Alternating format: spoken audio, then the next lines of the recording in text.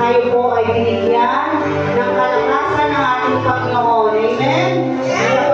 Ang mahalaga po ay malakas po tayo. Amen? Amen ba? Diba sa hapon po ito tayo po ay magpapatuloy na at patuloy tayo magdalini sa Banal na Espiritu.